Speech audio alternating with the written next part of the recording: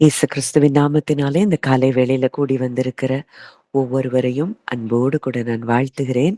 இந்த நாட்களிலும் தேவன் நம்மை அவர் பலப்படுத்தி கொண்டிருக்கிறார், திடப்படுத்தி கொண்டிருக்கிறார். நம்மை சீர்படுத்தி, ஸ்திரப்படுத்தி, பலப்படுத்தி நம்மை நிலைநிறுத்தும்படியாக தேவன் நமக்குள்ளே கிரியை செய்து கொண்டிருக்கிறார். வல்லமையாய் அவருடைய கிரியை நமக்குள்ளே நடைபெற்று கொண்டிருக்கிறதை நம்ம ஒவ்வொருத்தரும் ஒவ்வொரு நாளும் நம்ம ஃபீல் பண்ணிட்டு இருக்கிறோம். எத்தனையோ விதமான கவலைகள், பாரங்கள், கஷ்டங்கள், கண்ணீர்கள் இதுல இருந்தெல்லாம் நம்முடைய ஃபோக்கஸ அதிலிருந்து திருப்பி தேவனிடத்தில் நம்முடைய அட்டென்ஷனை, நம்முடைய ஃபோக்கஸை வைக்கும்படிக்கு தேவன் இந்த நாட்களிலே நமக்குள்ளே அவர் கிரியை செய்கிறதை நம்ம பார்க்கிறோம். நிறைய காரியங்களை நம்ம உதறி தள்ளி இருக்கிறோம். நிறைய காரியங்களை குறித்ததான கவலைகளை நம்ம விட்டு அவர் பக்கம் நம்முடைய கண்கள் திருப்பப்பட்டிருக்கிறது இந்த நாட்கள்ல நம்ம அதிகமாய் உணர முடிகிறது. இன்னமும் நாம் மண்ணுக்குரியவர்களாய் இராமல் வானத்துக்குரியவர்களாய் உன்னதத்திலே அவரோடு கூட அமர்ந்திருக்கிறவர்களாய் அவர் அவர் வீற்றிருக்கிற இடத்தில் உள்ள மேலானவைகளை தேடும்படிக்கு வானத்துக்குரியவர்களைப் போல செட்டைகளை அடித்து உயர எழும்பக்கூடிய ஒரு நாட்களுக்குள் தேவன் நம்மை கொண்டு வந்திருக்கிறார் என்பதை நான் நிச்சயமாய் விசுவாசிக்கிறேன். இந்த நாளிலும் கூட நம்ம அப்படி ஒரு காரியத்தை நம்ம மறுபடியும் நம்ம தியானிக்க போகிறோம். இந்த நாளிலும் நம்ம தியானிக்கக்கூடிய அந்த வார்த்தைகள் என்ன அப்படின்னு பார்த்தோம்னா, 1 தெசலோனிக்கேயர் 5ஆம் அதிகாரம் 16, 17, 18. 1 தெசலோனிக்கேயர் 5, 16, 17, 18. எப்பொழுதும் சந்தோஷமாயிருங்கள், இடைவிடாமல் ஜெபம் பண்ணுங்கள், எல்லாவற்றிலேயும் ஸ்தோத்திரம் செய்யுங்கள். அப்படி செய்வதே கிறிஸ்து இயேசுவுக்குள் உங்களை குறித்து தேவனுடைய சித்தமாயிருக்கிறது. எப்பொழுதும் சந்தோஷமாயிருங்கள், இடைவிடாமல் ஜெபம் பண்ணுங்கள், எல்லாவற்றிலேயும் ஸ்தோத்திரம் செய்யுங்கள். இப்படி செய்வதே கிறிஸ்து இயேசுவுக்குள் உங்களை குறித்து தேவனுடைய சித்தமாயிருக்கிறது. இன்னைக்கு நம்மை குறித்ததான தேவனுடைய சித்தம் என்ன அப்படின்னா, எப்பொழுதும் சந்தோஷமா இருக்கிறதும், இடைவிடாமல் அவரோடு கூட உறவில் இருப்பதும், எல்லாவற்றிலேயும் ஸ்தோத்திரம் செய்வதும். இன்னைக்கு நம்ம சின்ன காரியம், சின்ன பிரச்சனை என்ன வந்த உடனே நமக்கு என்ன வந்துருது? நம்ம முறுமுறுக்கிறோம், புலம்புறோம், அழுறோம். தேவன் நம்மளை விட்டு எதையோ எங்கேயோ போனது போல நம்ம ஃபீல் பண்றோம். எந்த சூழ்நிலையும், எல்லாவற்றிலேயும் எது எதிராய் நமக்கு இருந்தாலும், எந்த சூழ்நிலைகள் எதிராய் இருந்தாலும், எந்த காரியங்கள் நமக்கு எதிராய் இருந்தாலும், நம்முடைய இருதயம் எப்படி இருக்கணுமா? எல்லாவற்றிலேயும் ஸ்தோத்திரம் செய்யுங்கள். இன் எவ்ரிதிங் கிவ் தேங்க்ஸ். நம்ம அப்படி செய்யறோமா? ஒண்ணு நல்லா நமக்கு தெரியணும். நம்ம இருதயம் நம்ம வசனத்துல அடிக்கடி நம்ம பார்க்கிறோம். நன்றி அறிதல் உள்ளவர்களாயும் இருங்கள். இந்த நன்றி அறிதல் அப்படிங்கிறது நமக்கு ரொம்ப முக்கியமா இருக்கு. இந்த நன்றி அறிதல் உள்ள இருதயம் தான் எப்பொழுதும் சென்சிட்டிவா இருக்கும். எப்பொழுதும் அந்த அந்த இருதயம் சாஃப்டா இருக்கும். இந்த நன்றி அறிதல் இல்லாத இருதயம், நன்றி செலுத்த முடியாத இருதயம், ஸ்தோத்திரம் செய்யாத இருதயம், அது எப்படி இருக்குது? அது ஹார்டன்டா இருக்கு. இஸ்ரவேல் ஜனங்கள் அப்படித்தான். ஒரு அற்புதத்தை பார்த்த உடனே தேவன் அப்படியே துதிப்பாங்க. சூழ்நிலைகள்ல கொஞ்சம் மாற்றம் வந்த உடனே தேவனுக்கு விரோதமாய் முறுமுறுப்பார்கள். இன்றைக்கு நம்ம எப்படி இருக்கிறோம்? நம்முடைய இருதயம் எல்லாவற்றிலேயும் ஸ்தோத்திரம் செய்கிற இருதயமா இருக்குதா? ஒரு காரியம் எதிரா இருக்கலாம், ஒரு சூழ்நிலை நமக்கு எதிரா இருக்கலாம். அப்பா, நீங்க இதுல என் கூட இருக்கிறீங்க, நீங்க நிச்சயமா இதை எனக்கு நன்மையாய் மாற்றி தருவீங்க அப்படின்னு சொல்லி ஸ்தோத்திரம் செய்யறோமா? இல்ல அந்த காரியத்தை குறித்து முறுமுறுத்து அழுது புலம்பிக் கொண்டிருக்கிறோமா? நன்றி அறிதல் உள்ள இருதயம் நமக்கு மிகவும் அவசியமா இருக்கிறதை வேதம் நமக்கு கற்றுத் தருகிறது. இப்படி செய்வதே கிறிஸ்து இயேசுவுக்குள் உங்களை குறித்து தேவனுடைய சித்தமாயிருக்கிறது. தேவனுடைய சித்தம் என்னன்னு நம்ம தேடுறோம். தேவனுடைய சித்தம் எப்பொழுதும் சந்தோஷமா இருப்பதும், இடைவிடாமல் ஜெபம் பண்ணுவதும், எல்லாவற்றிலேயும் ஸ்தோத்திரம் செய்வதும் தான் தேவனுடைய சித்தமாய் இருக்கிறது. இன்றைக்கு இந்த சித்தத்தை நாம் நிறைவேற்றுகிறவர்களாய் இருப்போம் என்றால், நிச்சயமா நம்ம ஹார்ட் எப்பொழுதும் அது சாஃப்ட்டா இருக்கும். நம்ம இருதயம் கல்லான இருதயமாய் இருக்காது.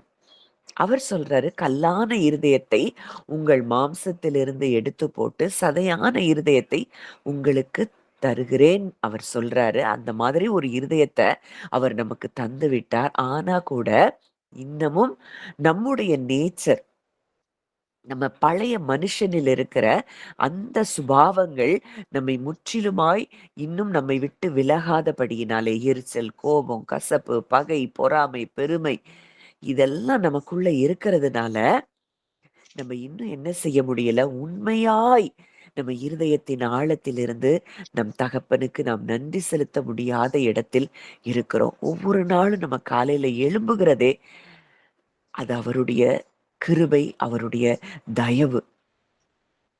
இன்னைக்கு நம்ம சுகமாய் வீட்ல இருக்கிறோம்னா, அதுவே அவருடைய சித்தமும், அவருடைய தயவுமாய் இருக்கிறது. அவர் நம்ம மேல வைத்த அன்பா இருக்கிறது. நம்ம குடும்பமா ஒரு வீட்டுக்குள்ள நம்ம இருக்கிறோம். பாதுகாப்பா இருக்கிறோம். மழைக்கும், வெயிலுக்கும் நம்ம பாதுகாப்பாய் ஒரு இடத்துல சேஃப் பிளேஸ்ல நம்ம இருக்கிறோம்னா, அது நம்ம மேல தேவன் வைத்த கிருபையும், அன்பும். இதெல்லாம் என்னைக்காவது யோசித்து பார்த்து நம்ம நன்றி சொல்லி இருக்கிறோமா? ஆண்டவர் சொல்றாரு, "இத எல்லாவற்றையும் கவனித்துப் பார். பட்சிகள கவனித்துப் பார். காட்டு புல்ல, காட்டு புஷ்பங்கள கவனித்துப் பார். இதெல்லாம் விட நீ எனக்கு ப்ரெஷியஸ்ன்னு சொல்ற ஒரு தகப்பன் நமக்கு இருக்கிறாரே, அவருக்கு மனதார நாம் நன்றி செலுத்துகிறவர்களா இருக்கிறோமா? நன்றி செலுத்துதல் அப்படின்னா, ஏதோ நமக்கு இருக்கிற வலிய நம்ம புறக்கணித்து தள்றதில்ல. அந்த வலியிலயும் நாம் அவர் மேல் வைத்திருக்கிற நம்பிக்கையை நாம் உறுதிப்படுத்துகிறதா இருக்கிறது தான் நன்றி செலுத்துதலின் அடையாளமாய் இருக்கிறது. சூழ்நிலைகள் பயத்தை வெளிப்படுத்தலாம். ஆனா, நன்றி அறிதல் உள்ள இருதயம் எதை வெளிப்படுத்துகிறதுனா, விசுவாசத்தை வெளிப்படுத்துகிறது. நம்முடைய எமோஷன்ஸ், நம்முடைய ஃபீலிங்ஸ், நம்முடைய குறைவுகளை குறித்து அது பெரிதுபடுத்திக் கொண்டிருக்கலாம். ஆனா, நன்றி செலுத்தும்போது, என் தேவன் எனக்கு போதுமானவராய் இருக்கிறார். என் தேவன் எல்லாவற்றிலும் எனக்கு எல்லாமுமாய் இருக்கிறார். அவர் நான் கேட்டதை காட்டிலும், நான் நினைத்ததை காட்டிலும் எனக்கு செய்ய அவர் வல்லமை உள்ளவராய் இருக்கிறார். அப்படிங்கிறத தான் நம்முடைய எமோஷன்ஸ் நமக்கு பயத்தை வெளிப்படுத்தினா கூட, குறைவை வெளிப்படுத்தினா கூட, இந்த நன்றி அறிதல் உள்ள இருதயம் எதை வெளிப்படுத்துகிறது? என் தேவன் எனக்கு போதுமானவராய் இருக்கிறார். இஸ்ரவேல் ஜனங்கள் எப்பொழுதுமே முறுமுறுத்து அந்த வனாந்தரத்திலேயே அலைஞ்சு திரிஞ்சிட்டு இருந்தாங்க. ஆனா, பவுலையும் சீலாவையும் பார்க்கிறோம். துதித்து அந்த சிறையிருப்புல இருந்து அவங்க விடுதலை பெற்றதை பார்க்கிறோம். அப்போ முறுமுறுப்பு நம்முடைய ஆத்துமாவை என்ன செய்யுது? ஒரு சங்கிலிக்குள்ள கட்டி வைக்கிறது. இது இல்ல, அது இல்ல, அது அப்படி இருக்கு, இது இப்படி இருக்கு. நேற்று நம்ம தியானித்தோம் நைட் பிரேயர் செஷன்ல. எல்லாமே அவருக்கு நாம் தான். இன்னைக்கு நம்ம அவருக்குள்ள இருக்கிறோம். இன்னைக்கு நமக்குரிய நம்ம அவரால விலைக்கு வாங்கப்பட்டிருக்கிறோம். நாம் அவருக்குரியவர்கள் அப்படின்னா, இன்னைக்கு நம்ம எதை குறித்து நாம் கவலைப்பட வேண்டும்? எதை குறிச்சு நம்ம முறுமுறுக்க நம்ம நம்ம வாழ்க்கையில நமக்கு இடம் இருக்கிறது? எல்லாவற்றையும் நம் தகப்பன் நமக்காக பார்த்துக் கொள்ளுவார் என்கிற நம்பிக்கை நமக்கு இருக்குமானால், நம் இருதயம் எப்பொழுதும் நன்றி அறிதல் உள்ள இருதயமாய் இருக்கும். இன்னொன்னு நன்றி அறிதல், தேங்க்ஸ் கிவிங். இது நம்முடைய ஆத்துமாவை விடுவிக்கிறதா இருக்கிறதை நம்ம பார்க்கிறோம். ஸ்தோத்திர பலியிடுகிறவன் என்னை மகிமைப்படுத்துகிறான் அப்படின்னு வேதம் நமக்கு சொல்லுது. சங்கீதம் 50ல நம்ம பார்க்கிறோம். அப்போ இந்த ஸ்தோத்திர பலியிடுகிறவர்கள் எப்பொழுதும் பரலோகத்தோடு இணைக்கப்பட்டவர்களாய் இருக்கிறார்கள். இந்த துதி அப்படிங்கிறது நம்ம நம்ம பிரச்சனைகளிலிருந்து நம்ம தேவனை பெரிதாய் பார்க்கிற இடத்திற்கு நாம் வருகிறதை குறிக்கிறதா இருக்கிறது. இந்த நன்றி அறிதல் உள்ள இருதயம் இருக்கும் பொழுது அந்த இடத்துல தேவ பிரசன்னம் நிச்சயமா இருக்கும். நீங்க சாதாரணமா நீங்க மனிதர்களே நீங்க பார்க்கும் பொழுது, ஒரு மனிதன் எப்பொழுதும் நன்றி எறிதல் உள்ள மனிதனுடைய இருதயத்துல அப்படிப்பட்ட மனிதர்கள் கூட நீங்க இருக்கும்போது, அந்த அட்மாஸ்பியரே அது ஒரு இனிமையா இருக்கிறத நீங்க பார்க்க முடியும். எப்பொழுதும் புலம்பிக் கொண்டு, முறுமுறுத்துக் கொண்டு, எப்பொழுதும் குறை கூறிக் கொண்டு இருக்கிற மனிதர்கள் கூட நீங்க இருக்கும் பொழுது, அந்த அட்மாஸ்பியரே உங்களுக்கே அது பிடிக்காது.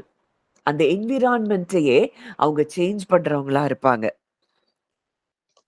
அப்போ இந்த தேங்க்ஸ் கிவிங் அப்படிங்கிறது தேவனுடைய பிரசன்னத்தை இப்படிப்பட்டவர்கள் நம்ம எப்பொழுதும் நன்றி செலுத்திக் கொண்டே இருக்கிற இருதயம் நமக்கு இருக்குமானால், நம்ம இருக்கிற இடமே தேவ பிரசன்னம் நிறைந்த இடமா இருக்கும். அவர்கிட்ட நம்ம போகும்போது நன்றி அறிதலோட தான் நம்ம போகணும்னு சொல்லி வேதம் கற்றுக் கொடுக்குது. வாசிக்கலாம். சங்கீதம் 100:4. அவர் வாசல்களில் துதியோடும், அவர் பிரகாரங்களில் புகழ்ச்சியோடும் பிரவேசித்து, அவரை துதித்து, அவருடைய நாமத்தை ஸ்தோத்தரியுங்கள். அவர் வாசல்களில் துதியோடும், அவர் பிரகாரங்களில் புகழ்ச்சியோடும் பிரவேசித்து, அவரை துதித்து, அவருடைய நாமத்தை ஸ்தோத்தரியுங்கள். அப்பா கிட்ட போறோம்னா, நம்ம இருதயம் எப்படி இருக்கணுமா? Enter into his gates with thanksgiving. அவர் வாசல்களில் துதியோடும், அப்பா நீங்க இருக்கிறீங்க. அப்ப அந்த அந்த அந்த இடம் தான் நம்ம அவரை பெரிதாய் பார்க்கிற இடம். நம்ம நன்றி செலுத்த முடியலன்னா, இன்னமும் நம் தேவனை மட்டுப்படுத்திக் கொண்டிருக்கிறோம் அப்படிங்கிறது தான் உண்மை. தேவனுடைய வல்லமைய நம்ம மட்டுப்படுத்துறோம். தேவனை அவர நம்ம பிரச்சனைய பெரிதாய் பார்த்து, நம்ம நன்றி செலுத்த முடியாத இடத்துல நம்ம ஹார்ட் இருக்கும்னா, நம்ம சூழ்நிலைகள பெருசா பார்க்கிறோம். சத்துருவ பெருசா பார்க்கிறோம். ஆனா, எதையும் செய்யும் ஆற்றல் நிறைந்த தேவனை, நம்முடைய தகப்பனை நாம் குறைவாக மதிப்பிடுகிறோம் என்பதுதான் உண்மை, நிஜம். இன்னைக்கு அவர்கிட்ட போறோம் அப்படின்னாலே, அப்பா நீங்க இருக்கிறீங்க. நீங்க எனக்காக எதையும் செய்து முடிப்பீங்க. உங்ககிட்ட நான் இந்த பிரச்சனைய நான் ஒப்புக் கொடுக்கிறேன். ஏன்னா நான் உம்முடையவள். எனக்கு ஒரு பிரச்சனைனா அது உமக்கு வந்ததாய் தான் நீர் பார்க்கிறீர். அதனால இத குறித்து நான் கலங்க மாட்டேன். நீங்க எனக்காக எல்லாவற்றையும் நேர்த்தியாய் செய்து முடிக்கிற நல்ல தகப்பனாய் இருக்கிறீங்கப்பா. நான் உங்ககிட்ட இத ஒப்புக் கொடுக்கிறேன். அப்படின்னு சொல்லி நன்றி அறிதலோடு நம்ம அவர்கிட்ட போறோமா?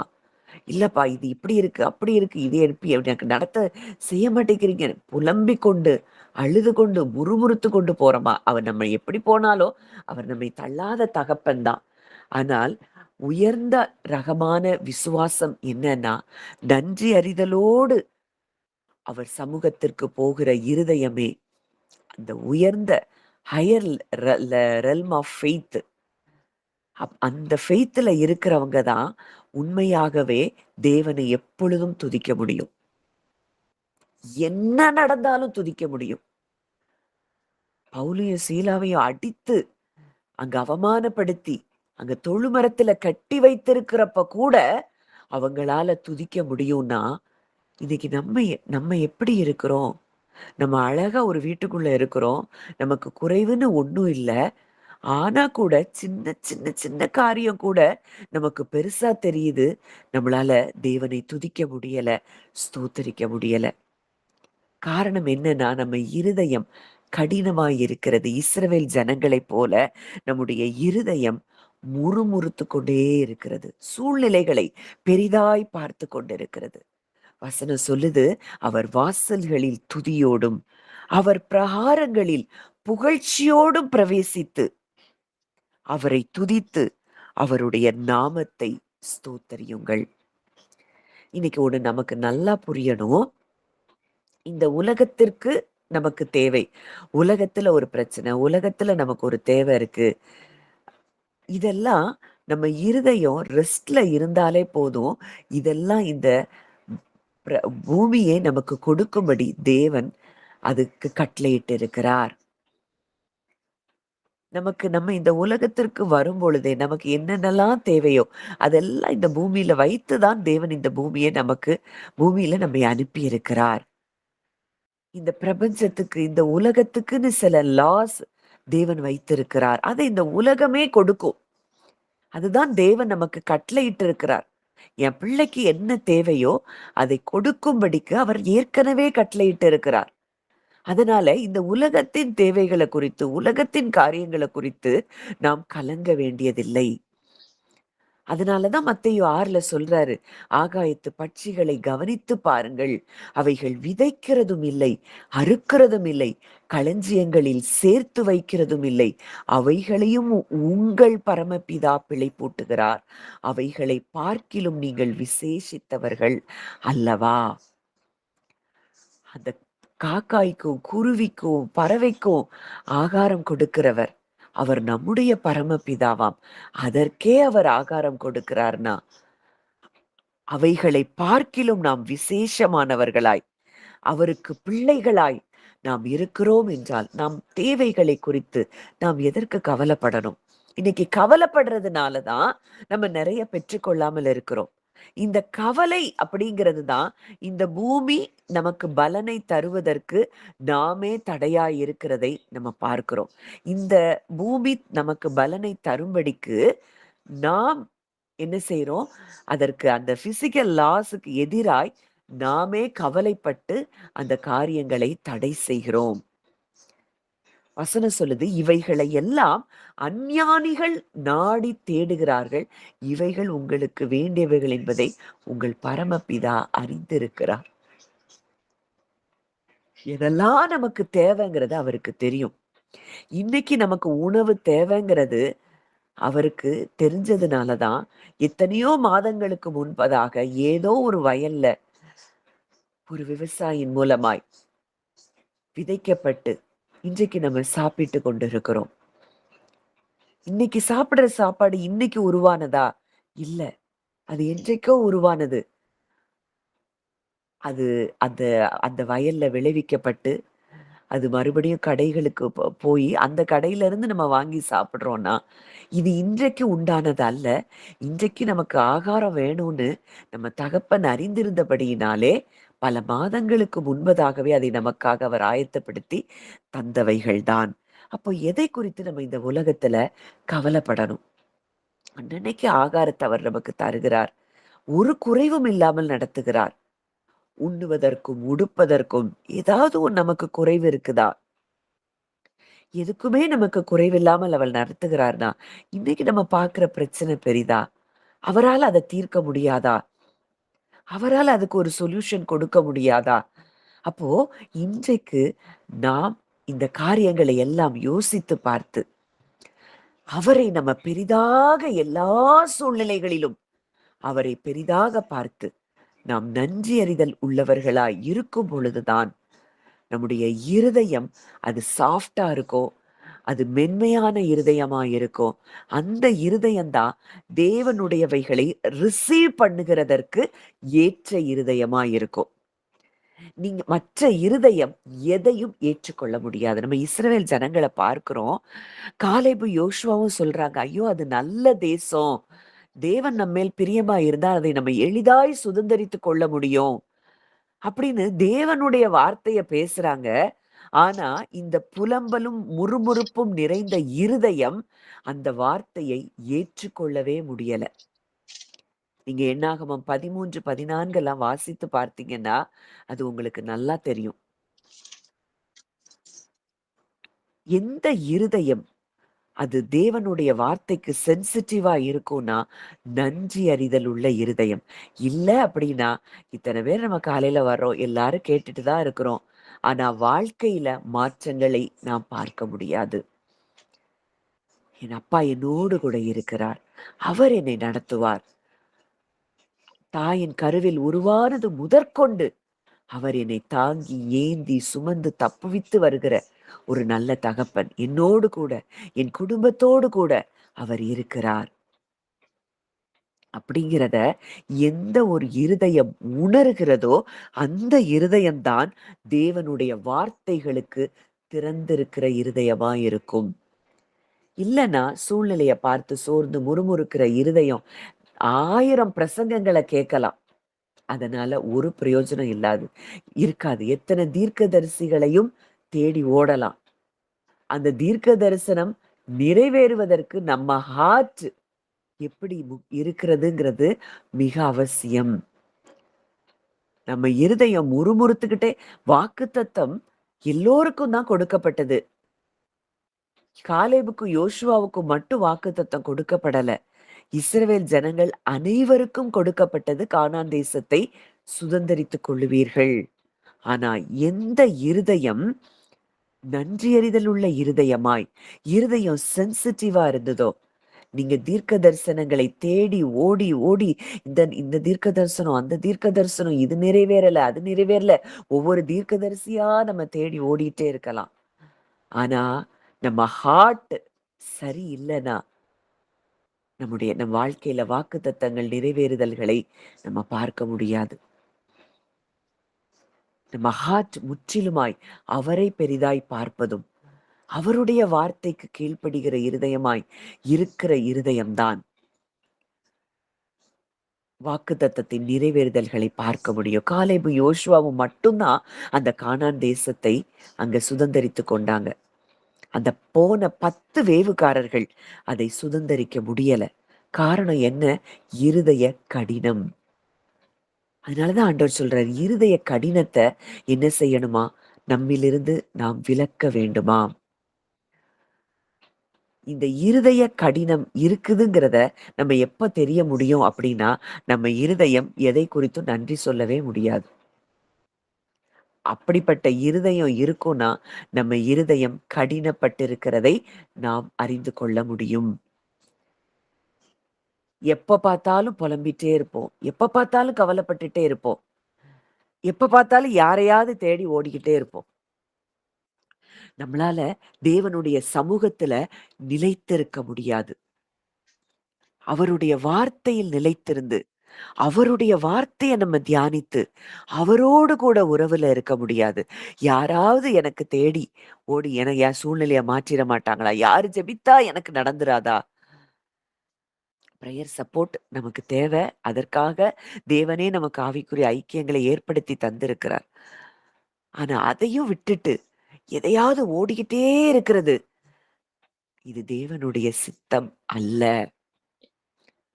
நாம் அமர்ந்திருந்து அவரை தேவன் என்று அறிந்து கொள்ளும் பொழுதுதான் நம்முடைய வாழ்க்கை மாறும். இல்லைன்னா வாழ்க்கை மாறாது.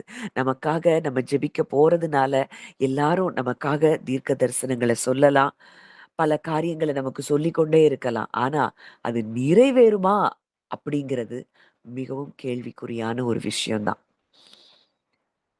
அது நிறைவேறணும் அப்படின்னா அவர் சமூகத்தில் அமர்ந்திருக்கிற ஒரு மனிதனுடைய வாழ்க்கையில்தான் அந்த வார்த்தைகள் நிறைவேறும். அவரை பெரிதாய் பார்த்து அவருக்கு எப்பொழுதும் சந்தோஷமாயிருந்து அவரோடு கூட ஃபெல்லோஷிப்ல இருந்து எப்பொழுதும் ஸ்தோத்திரம் செய்கிற ஒரு இருதயம் எல்லாவற்றையும் சுதந்தரித்துக் கொள்ளுகிற இருதயமாய் இருக்கும். ஜெயம் கொள்ளுகிறவன் எல்லாவற்றையும் சுதந்தரித்துக் கொள்ளுகிறான். வேதத்துல எங்கேயுமே அங்க தேடி ஓடுங்க இங்க தேடி ஓடுங்கன்னு சொல்லல. அவர் பாதத்துல அமர்ந்திருங்க. நீங்க சந்தோஷமா இருங்க. அவரு கூட நீங்க ஃபெல்லோஷிப்ல இருங்க. எப்பொழுதும் ஸ்தோத்திரம் செய்யுங்கள். இதுதான் அவருடைய சித்தமாய் இருக்கிறது. அப்போ இந்த நன்றி அறிதல் உள்ள இருதயம் முதலாவது நமக்கு இருக்கக்கூடிய நம்ம உள்ளான ஆவியில் ஆத்துமாவில இருக்கக்கூடிய பயத்தையும் கவலையையும் நீக்குகிறதா இருக்கிறது. இததான் பிலிப்பியர் 4:6-7 நேற்று கூட நம்ம தியானித்தோம். எல்லாவற்றையும் குறித்த உங்கள் விண்ணப்பங்களை ஸ்தோத்திரத்தோடு கூடிய ஜெபத்தினாலும் வேண்டுதலினாலும் தேவனுக்கு தெரியப்படுத்துங்கள். அப்பொழுது எல்லா புத்திக்கும் மேலான தேவ சமாதானம் உங்கள் இருதயங்களையும் உங்கள் சிந்தைகளையும் கிறிஸ்து இயேசுவுக்குள்ளாக காத்துக்கொள்ளும். அப்போ இந்த நன்றி அறிதல் அப்படிங்கிறது நாம் தேவன் அந்த ஜெபத்துக்கும் சமாதானத்துக்கும் ஒரு பாலமா இருக்கிறத நம்ம பார்க்கிறோம். ஒரு பிரிட்ஜ் மாதிரி நன்றி அறிதல் தான் செயல்படுகிறது. அவர் சமூகத்துல போகும்பொழுது என்டர் ஹிஸ் கேட்ஸ் வித் தேங்க்ஸ் கிவிங்னு நம்ம பார்க்கிறோம். அப்பா நீங்க இருக்கிறீங்க. அப்படி நன்றி அறிதலோடு இருதயத்தோடு நம்ம போகும் பொழுது நம்ம இருதயம் தேவ சமாதானத்தினால் நிரப்பப்படுகிறது. நம்ம ஆழ் மனதுல இருக்கக்கூடிய கவலைகளையும் பயங்களையும் அது நீக்குகிறதா இருக்கிறது. இந்த நாளிலிருந்து நம்ம இருதயம் நம்ம ஒவ்வொருத்தரும் அவர் சமூகத்துக்கு போகும் பொழுது நம்ம அவரை ரியலா பார்ப்போம்னா நிச்சயமாய் அவர் நமக்கு பலன் தருகிறவர் அப்படிங்கிறத நம்மளால விசுவாசிக்க முடியும். இன்னமும் இந்த பழைய மனிதன் முதல் ஆதாமின் செயல் தேவனை ரியலா பார்க்கவே விடமாட்டான். நமக்குள்ள இருந்து அவன் செயல்படுகிற செயலே என்னன்னா சூழ்நிலைகளை பெரிதுபடுத்தி காண்பிப்பான். தேவனை நம்ம அந்த சூழ்நிலைகள்ல நமக்காக அவர் செயல்பட்டு நமக்கு பதிலை கொடுப்பார் அப்படிங்கிறத நம்ப விட மாட்டான். அப்படி உங்களால நம்ப முடியாத இடத்துல நீங்க இருக்கிறீங்கன்னா, உங்களுக்குள்ளே பழைய மனுஷனுடைய அந்த செயல்கள் அவன் நமக்குள்ளே கிரியை செய்து கொண்டிருக்கிறான் என்பதை நீங்கள் அறிந்து கொள்ளணும். தேவனை நம்பவே விடமாட்டான். வசனம் சொல்லுது, அவரை விசுவாசிக்கிறவன் தேவன் உண்டென்றும். தேவன் உண்டுங்கிறதையே சூழ்நிலைகளை நம்மளால நம்ப முடியலன்னா, அங்கே முதல் ஆதாமின் செயல்கள் நமக்குள்ள சில சில நமக்குள்ள இன்னும் ஒட்டிட்டு இருக்குதுங்கிறத நம்ம அறிந்து கொள்ள வேண்டும். அவர் தம்மை தேடுகிறவர்களுக்கு பலனளிக்கிறவர் என்றும் விசுவாசிக்க வேண்டும். இன்னைக்கு நம்ம அவரை தேடுறோம்னா நமக்கு நிச்சயமாய் அவர் பலன் அளிக்கிறவர் அப்படிங்கிறத விசுவாசிச்சுட்டோம்னா போதும், நமக்கு நன்றி அறிதல் தானாக அது வரும். இன்னைக்கு இதெல்லாம் இல்லாம நம்ம ஓடிட்டே இருக்கோம். எங்க என்ன வார்த்தை, இங்க என்ன யார், இவங்க என்ன பேசுறாங்க, அவங்க என்ன சொல்றாங்க, இவங்க என்ன சொல்றாங்க. இது அறிவைதான் வளர்க்குமே தவிர நம்முடைய ஆத்துமாவுல மாற்றத்தை நாம் பார்க்கவே முடியாது. அவருக்குள்ள நம்ம களி கூறுகிறோமா, அவருக்குள்ள நம்ம மகிழ்கிறோமா? கர்த்தருக்குள் எப்பொழுதும் சந்தோஷமாயிருங்கள். அவருக்குள்ள ஏன் சந்தோஷமா இருக்க முடியல? இந்த பழைய மனுஷனுடைய செயல்களை இன்னமும் நம்ம களைந்து போடவில்லை. அவரை தேடுகிற நமக்கு அவர் பதிலளிக்கிறவர் அப்படிங்கிறத நம்மளால என்ன செய்ய முடியல? விசுவாசிக்க முடியவில்லை. இன்றைக்கு நம்ம அவரை தேடிட்டோமா? அவருக்கு பிள்ளையா நம்ம மாறிட்டோமா? அவர் நமக்கு நிச்சயமாய் பலன் கொடுப்பார், பதில் கொடுப்பார் அப்படிங்கிறத நம்ம விசுவாசிக்கும் பொழுதே நன்றி அறிதல் அது தானாக வரும். என்னை விசுவாசிக்கிறவனுடைய உள்ளத்தில் இருந்து ஜீவ தண்ணீர் உள்ள நதிகள் பாயும் அப்படின்னு இயேசு கிறிஸ்து சொல்றாரு. அப்போ அவரை விசுவாசிக்கிற இருதயம், ஃபுல்லா அவரால நிரப்பப்பட்டிருக்கிற இருதயம், அப்படிப்பட்ட இருதயத்திலிருந்து புறப்படுகிற வார்த்தைகள் அது ஜீவ தண்ணீரா இருக்குமா. அந்த வார்த்தைகள் மற்றவர்களுடைய தாகத்தை தீர்க்கிற வார்த்தையாய், மற்றவர்களுடைய வறண்ட வாழ்க்கையை செழிக்க பண்ணுகிற வார்த்தையாய், மற்றவர்களுடைய காயங்களை குணமாக்குகிற வார்த்தைகளாய், அவரை விசுவாசிக்கிறவனுடைய இருதயத்தில் இருந்து புறப்படுகிற வார்த்தைகள் தான் அது ஜீவ வார்த்தைகளாய் இருக்கும். எல்லாரும் வார்த்தைய பேசலாம், எல்லாரும் பிரசங்கம் பண்ணலாம். ஆனா உண்மையாய் தேவனை விசுவாசிக்கிறவனுடைய இருதயத்திலிருந்து புறப்படுகிற வார்த்தைகள் தான் மற்றவர்களை சுகப்படுத்தும், குணப்படுத்தும், மற்றவர்களுடைய வாழ்க்கையை செழிப்பாக்கும், மற்றவர்களுடைய வாழ்க்கையிலே அங்கே கனிகளை கொடுக்கக்கூடிய வார்த்தைகளாய் அந்த விசுவாசிக்கிறவருடைய உள்ளத்திலிருந்து புறப்படுகிற வார்த்தைகள் தான் அது ஜீவ வார்த்தைகளாய் இருக்கும். இன்னைக்கு நம்ம இருதயத்துல இருந்து என்ன வார்த்தைகள் புறப்பட்டு கொண்டிருக்கிறது? அவரை விசுவாசிச்சு நம்ம பேசுகிற ஒரு வார்த்தை, நீங்க ஆழமா தேவனை நம்பி அவருக்குள்ள களி கூர்ந்து எப்பொழுதும் அவருக்கு நன்றி செலுத்தி கொண்டே இருக்கிற இருதயமாய் உங்க இருதயம் இருக்கும்னா, உங்க இருதயத்துல இருந்து வெளிவருகிற ஒவ்வொரு வார்த்தையும் அது பயங்கர பவர்ஃபுல்லா இருக்கும். நீங்க சாதாரணமா சொல்லிட்டு போயிருப்பீங்க. மற்றவங்க வார்த்தையில அந்த அற்புதங்கள் தானாய் நடக்கும். ஏன்னா, அது ஜீவ வார்த்தையாய் உங்களிலிருந்து புறப்படுகிறதாய் இருக்கும். இப்படிப்பட்டவங்க இந்த அட்மாஸ்பியர் இந்த மாதிரி ஒரு என்விரான்மெண்ட்ட சுமந்து இருக்கிற மக்கள் கூட இருக்கும் பொழுது அந்த இடமே பிரகாசமாயிருக்கும். புலம்பலும், முறுமுறுப்பும் இருக்கிற அந்த இடத்துல அப்படிப்பட்ட மனிதர்கள் சூழ நம்ம இருக்கும் பொழுது, நம்ம இருதயமே பயங்கரமா டிஸ்டர்ப் ஆகுறத நம்ம ஃபீல் பண்ண முடியும். இன்னைக்கு இந்த காலை வேளையில நம்ம எல்லாரும் ஒன்று கூடி இருக்கிறோம்னா, இதுக்கு காரணம் என்னன்னா, நம்ம அப்படிப்பட்ட தேவனுடைய வார்த்தைகளை நம்ம தியானிக்கிறோம். ஐயோ! இந்த வார்த்தைய நான் கேட்கும் பொழுது எனக்கு விடுதலை உண்டாகுது. இந்த வார்த்தைய நான் கேட்கும் பொழுது என் இருதயம் அது துள்ளுகிறது, சந்தோஷம் அடைகிறது, என் இருதயம் சுகமடைகிறது. காரணம் என்னன்னா, அவருடைய வார்த்தை அப்படிப்பட்ட வார்த்தை. அவருடைய வார்த்தை ஜீவ வார்த்தை. அது லைஃப் கிவிங் வேர்டா இருக்கு. அதனால தான் இந்த இந்த இடத்துக்கு வந்த உடனே, இந்த பிளாட்ஃபார்ம்க்கு வந்த உடனேயே, நம்மையும் அறியாமல் நமக்கு ஒரு சமாதானத்த நம்ம ஃபீல் பண்ண முடியுது.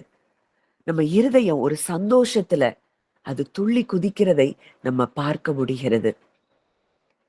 அப்போ இப்படிப்பட்டவைகளைத்தான் நாமும் சுமந்து செல்ல வேண்டும். இந்த உலகத்துக்கு வெளிச்சம்னா அதுதான். நீங்கள் இந்த உலகத்துக்கு வெளிச்சமாய் இருக்கிறீர்கள் அப்படின்னு இயேசு கிறிஸ்து சொல்றாருன்னா, இந்த உலகத்துக்கு நம்ம தான் வெளிச்சம் அப்படின்னா எப்படி? எப்பொழுதும் சந்தோஷமா இருக்கிறதும், அவரு கூட இருக்கிற ஃபெல்லோஷிப்ல எப்பொழுதும் நாம் இருக்கிறதும், எல்லாவற்றிலேயும் ஸ்தோத்திரம் செய்கிற நபராய் நம்ம இருக்கும் பொழுது, நம்ம இந்த அகில உலகத்துக்கும் வெளிச்சமாய் இருக்கிறோம். இப்படிப்பட்ட வெளிச்சத்தை உடையவர்களாய் நாம் இருப்போம் என்றால், ஏசாயால பார்க்கிறோம் 60ல, உதிக்கிற உன் ஒளியின் இடத்திற்கு ராஜாக்களும் கடந்து வருவார்கள். இன்னைக்கு நம்ம எங்கெல்லாமோ தேடி ஓடிக்கிட்டு இருக்கோம். முதல்ல அதை ஸ்டாப் பண்ணணும். வார்த்தை எங்க இருக்கு? நான் எப்படி கிறிஸ்துவுக்குள்ள வளருகிற வார்த்தைய நான் எங்க கேட்க முடியும்? தீர்க்க தரிசனம் தேவை. யாருக்கு தேவை? வளர்ந்து கொண்டு இருக்கு அந்த சிறு பிள்ளைகளை போல இருக்கிற நேச்சர் உள்ளவங்களுக்கு தீர்க்க தரிசனங்கள் தேவை. பக்தி விருத்தி அடைய பண்ணும்படி நமக்கு ஒரு தீர்க்க தரிசனம் தேவைன்னா, ஆண்டவரே தேவனே அதை நமக்கு யார் மூலமாவது நம்ம கூட பேசுவார். ஆனா நம்முடைய தேடுதல் தேவனாய் மாத்திரம்தான் இருக்கணும். அதுதான் முதிர்ச்சி அடைந்த ஒரு தேவனுடைய பிள்ளைக்கு ஒரு ஒரு ஒரு அழகாய் இருக்கிறத நம்ம பார்க்கிறோம். அப்போ இன்றைக்கு நாம் வளர்ந்து கொண்டு இருக்கிறோமா? வளர்ந்து இருக்கிறோமா? அது எல்லாத்தையும் எதை வச்சு நம்ம அறிய முடியும்? நம்ம இருதயம் எப்பொழுதும் லகுவாய், ஆண்டவர் சொல்றாரு, என்னிடத்தில் வந்து கற்றுக்கொள்ளுங்கள். அப்பொழுது உங்கள் ஆத்துமாக்களுக்கு இளைப்பாறுதல் கிடைக்கும். என் நுகம் மெதுவாயும் என் சுமை லகுவாயும் இருக்கிறது. வருத்தப்பட்டு பாரம் சுமக்கிறவர்களே, நீங்கள் எல்லோரும் என்னிடத்தில் வாருங்கள், நான் உங்களுக்கு இளைப்பாறுதல் தருவேன். அப்போ இந்த ஆத்துமாவில பாரத்தை சுமந்துட்டு இருக்கிறவங்க தான் இயேசு கிறிஸ்துவ கிட்ட நம்ம போகும் பொழுது அவருடைய சமாதானத்தை அவர் நமக்கு கொடுக்கிறாராம். அவருடைய சமாதானம் எதை பார்த்தும் அசைக்க முடியாத ஒரு சமாதானத்தை கிறிஸ்து பெற்றிருந்தார். அந்த சமாதானத்தை தான் இன்றைக்கு நமக்கு அவர் கொடுத்திருக்கிறார். ஏன்னா அவருக்கு தன் தகப்பனை, பிதாவாகிய தேவனை அவர் நன்றாக அறிந்திருந்தபடியினாலே அவருடைய சமாதானத்தை எதுவும் கெடுக்க முடியல. இன்றைக்கு இந்த சமாதானம் நம்ம இருதயத்துல இருக்கும் என்றால் நாம் நிச்சயம் நன்றி அறிதல் உள்ளவர்களாய் இருப்போம் அப்படிங்கிறதுல சந்தேகம் இல்லை. அப்போ நன்றி அறிதல் அப்படிங்கிறது நமக்கு பயத்தையும் கவலையையும் நீக்குகிறதா இருக்கிறத நம்ம பார்க்கிறோம். நன்றி அறிதல் உள்ள இருதயம் எப்பொழுதும் தேவனை நம்பக்கூடிய இருதயமாய் அதாவது உணர்வுகள்ல கூட நம்பக்கூடிய இருதயமாய் அது இருக்கும். வாசிக்கலாம் சங்கீதம் 27:1.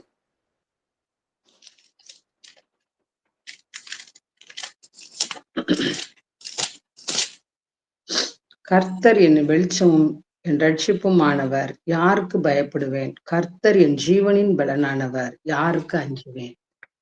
தாவீது சொல்றாரு, கர்த்தர் என் வெளிச்சமும் என் ரட்சிப்புமானவர், யாருக்கு பயப்படுவேன்? கர்த்தர் என் ஜீவனின் அரணானவர், யாருக்கு அஞ்சுவேன்?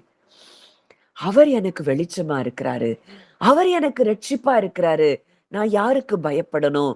என் ஜீவனுக்கு அரணாய் அவர் இருக்கிறார், யாருக்கு நான் அஞ்ச வேண்டும்? அப்போ ஒரு இருதயம் நன்றி அறிதல் உள்ள இருதயமாய் இருக்கும். தேவனை எல்லா சூழ்நிலைகளிலும் பெரிதாய் பார்க்கிற இருதயமாய் இருக்கும்னா, தாவீதுக்கு வந்த மாதிரி பிரச்சனை எல்லாம் நமக்கு யாருக்கும் வந்ததில்ல. எல்லாராலையும் புறக்கணிக்கப்பட்டவன், சொந்த மாமனாராலேயே அங்கே வேட்டையாடும்படிக்கு துரத்தப்பட்டு கொண்டே இருந்தான் பல வருஷமாய். சொந்த குமாரனால் துரத்தப்பட்டு கொண்டிருந்தான். இதை எல்லாவற்றையும் பார்க்கும் பொழுது அந்த இடத்துல கூட அவன் தேவனை பெரிதாய் பார்க்கிறான் என்றால், அவன் இருதயம் நன்றி அறிதலில் நிரம்பி இருந்ததை நாம் பார்க்கிறோம். அங்க மீகாள் அங்க உடன்படிக்கை பெட்டியை சுமந்து வரும் பொழுது, தாவீது அங்கே பலமா ஆடி பாடி தன்னுடைய வஸ்திரங்களை எல்லாம் களைந்து போட்டு அங்க தேவனுக்கு முன்பாக அவன் துதித்து கொண்டு வருகிறான். அப்போ மீகாள் அவனை நிந்திக்கிறா. நீர் என்ன மனுஷன் நீரு? இப்படியா ட்ரெஸ்ஸ கழட்டி போட்டுட்டு இப்படி துதிக்கணும்? இப்ப தாவீது சொல்றாரு, நான் இன்னமும் நீசனும் ஆவேன், இன்னமும் அற்பமாவேன். ஆடுகளுக்கு முன்னாடி நான் போயிட்டு இருந்தேன். இன்னைக்கு என்னை இந்த உயர்வுக்கு அவர் என்னை கொண்டு வந்திருக்கிறார். அப்போ எந்த அளவுக்கு அவர் தேவனை நன்றி அறிதலில் அவர் அவர் அப்படி நன்றி அறிவோடு அவர் இருந்திருப்பார் என்றால், அதை ஃபீல் பண்றாரு. இன்னைக்கு நாமும் கூட நம்முடைய சூழ்நிலைகள், எத்தனையோ சூழ்நிலைகள்ல தேவன் நம்மை அற்புதமாய் காப்பாற்றி இருக்கிறார், விடுவித்து இருக்கிறார், நம்மை நடத்தி இருக்கிறார். ஆனா இதை யோசித்து பார்க்கிறோமா?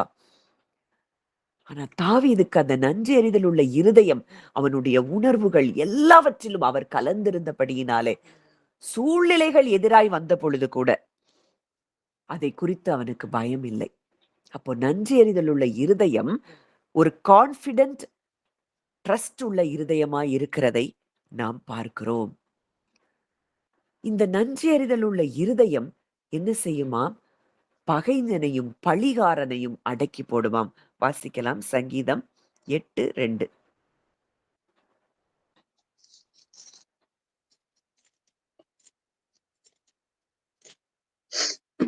பகைஞனையும் பழிகாரனையும் அடக்கி போட தேவரீர் உம்முடைய சத்துருக்கள் நிமித்தம் குழந்தைகள் பாலகர் வாயினால் பலனுண்டு பண்ணினீர். பகைஞனையும் பழிகாரனையும் அடக்கி போட. அப்போ இந்த பிரைஸ் அண்ட் தேங்க்ஸ் கிவிங், துதியும் நன்றி செலுத்துதலும் உள்ள இருதயம் நமக்கு இருக்கும் என்றால், சாத்தானையே கன்ஃபியூஸ் பண்ணி அவனை வீக் பண்ணுகிற ஒரு வெப்பனா இருக்கு. தேங்க்ஸ் கிவிங் அது மிகப்பெரிய ஒரு ஆயுதமாய் இருக்கிறதை நாம் பார்க்கிறோம்.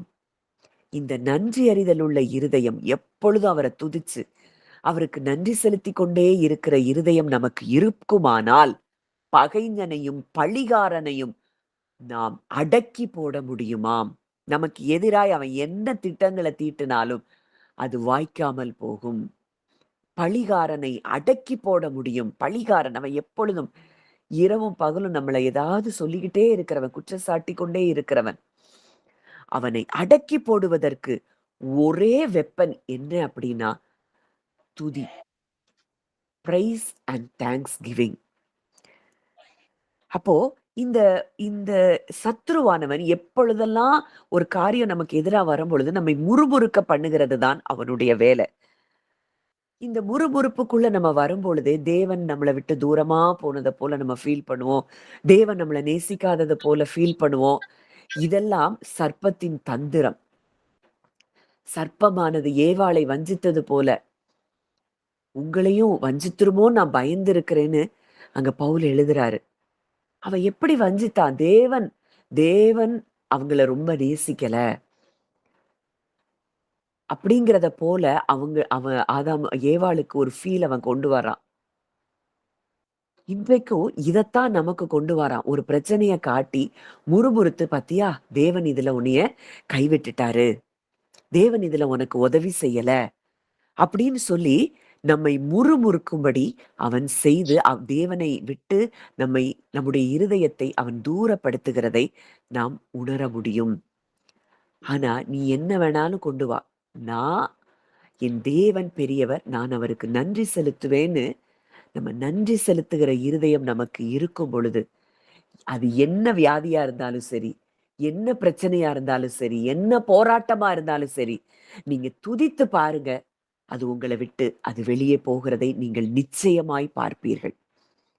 ஏன்னா திஸ் இஸ் இதுதான் greatest weapon. This is the greatest weapon against Satan.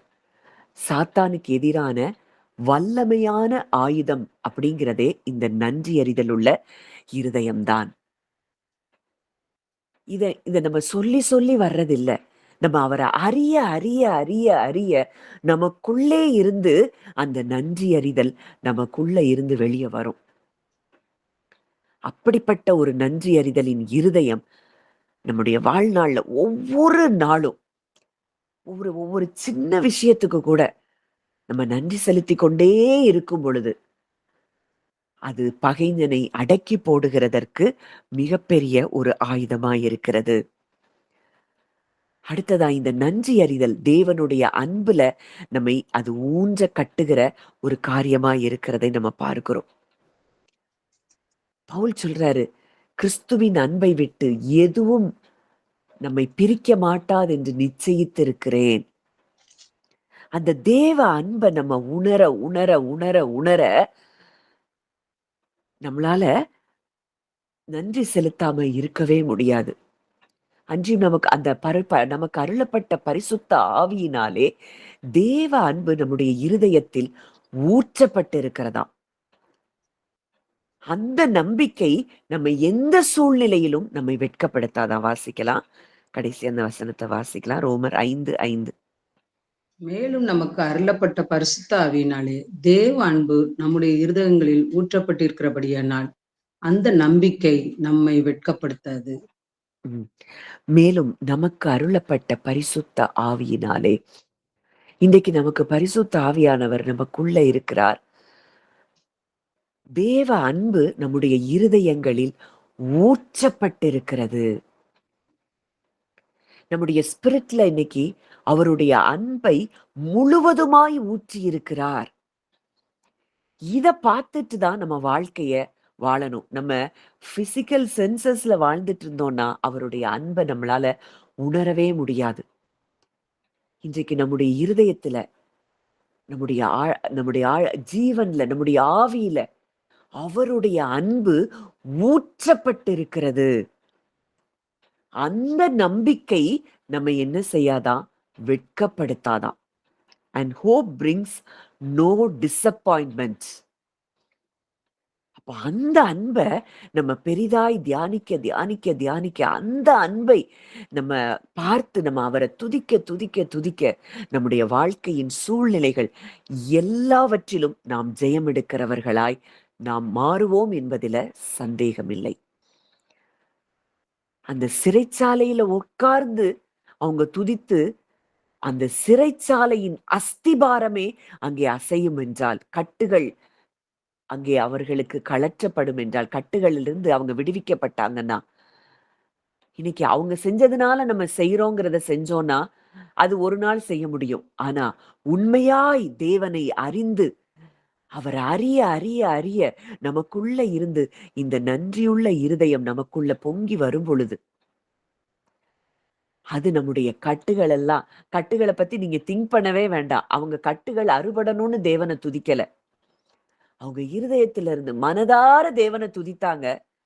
அது தானாய் நடந்தது. சிறையிருப்பு மாறினது. இன்றைக்கு நாமும் நம்முடைய இருதயம் எப்படி இருக்குது ஆராய்ந்து பார்ப்போம். சின்ன சின்ன விஷயத்துக்கு நன்றி சொல்றோமா? சாப்பிடுறோம். நல்ல ஆகாரத்த உண்றோம். இது அப்பா கொடுத்தது. எத்தனையோ பேருக்கு இந்த ஆகாரம் இல்ல.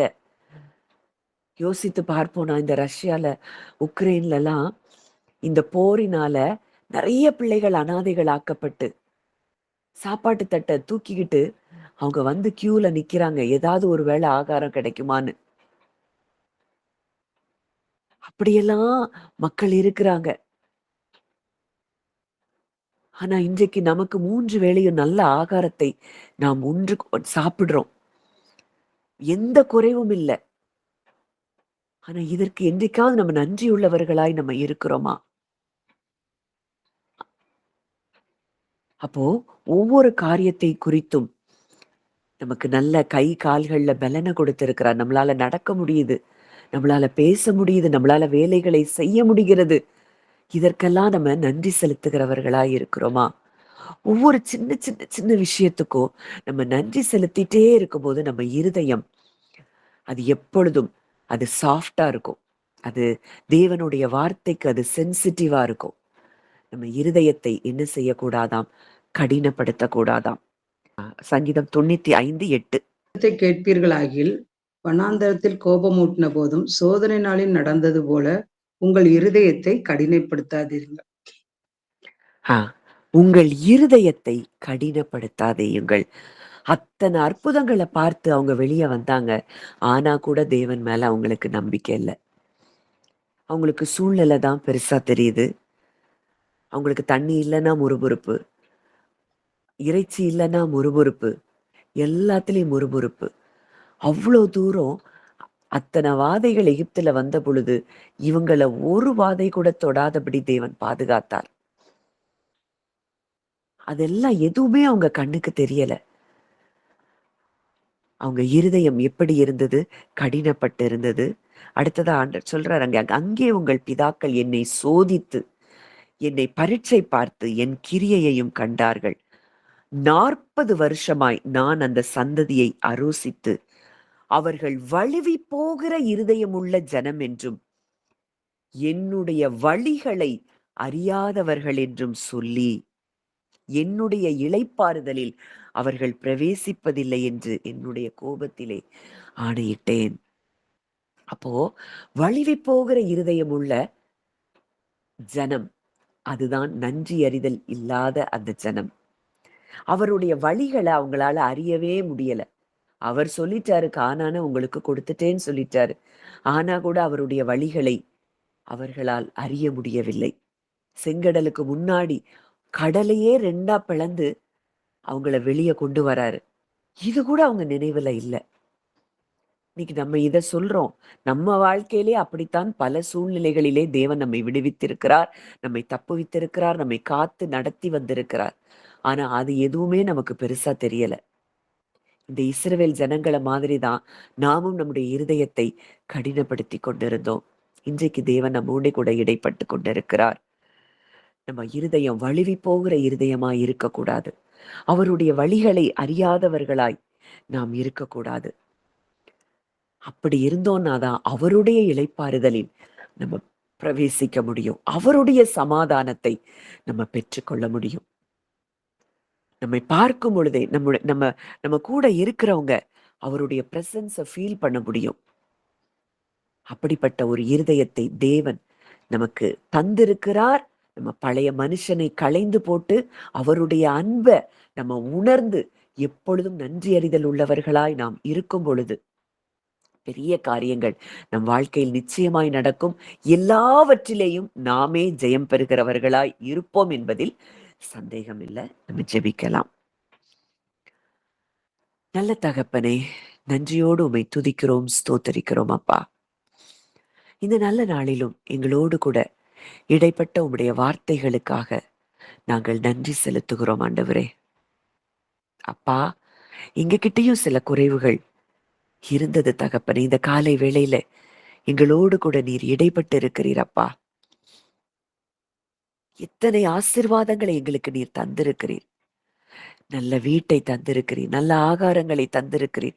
நல்ல உடையை தந்திருக்கிறீர். அப்பா, நல்ல சூழ்நிலைகளை தந்திருக்கிறீர், நல்ல பிள்ளைகளை தந்திருக்கிறீர், நல்ல குடும்பத்தை தந்திருக்கிறீர் அப்பா.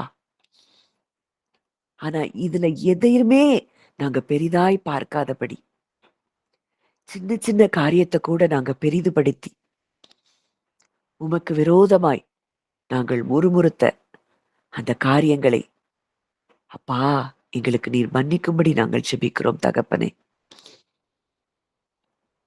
இந்த சூழ்நிலையிலும் நாங்கள் முறுமுறுக்காதபடி, எல்லாவற்றிலேயும் நாங்கள் ஸ்தோத்திரம் செய்ய தகப்பன் எங்களுக்கு கிருபை தாங்கப்பா. பரிசுத்த ஆவியானவரே, எங்களை முற்றிலுமாய் நீர் ஆட்கொண்டு வழிநடத்தும்படி எங்களுடைய சரீரத்தின் ஒவ்வொரு அவயவங்களையும் அப்பா நீதியின் ஆயுதங்களாக உம்முடைய கரத்திலே ஒப்பு கொடுக்கிறோம் அப்பா.